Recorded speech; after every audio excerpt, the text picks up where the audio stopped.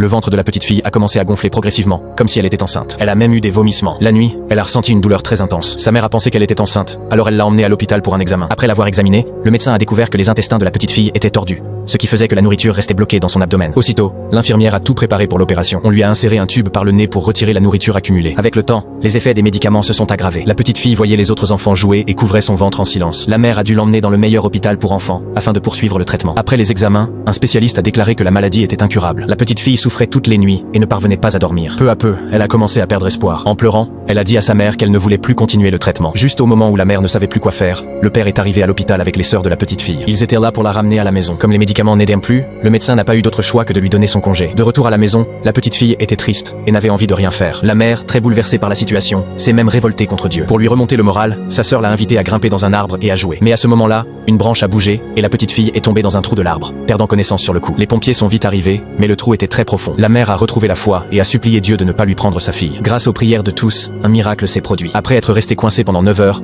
la petite fille a été secourue et emmenée à l'hôpital. Par chance, elle allait bien, n'ayant que des blessures légères. C'était un véritable miracle. Mais le plus incroyable était qu'elle ne ressentait plus de douleur au ventre et son abdomen est revenu à la normale. La mère l'a de nouveau emmenée à l'hôpital. Le médecin n'en croyait pas ses yeux. La petite fille était complètement guérie. Pour la mère, il n'y avait aucun doute. C'était un miracle de Dieu. Il s'est avéré que, lorsque la petite fille est tombée dans le trou, son âme est allée au ciel et a rencontré Dieu. Finalement, elle est devenue une enfant protégée par Dieu. Cette histoire nous montre que Dieu bénit toute âme bonne et pleine de foi.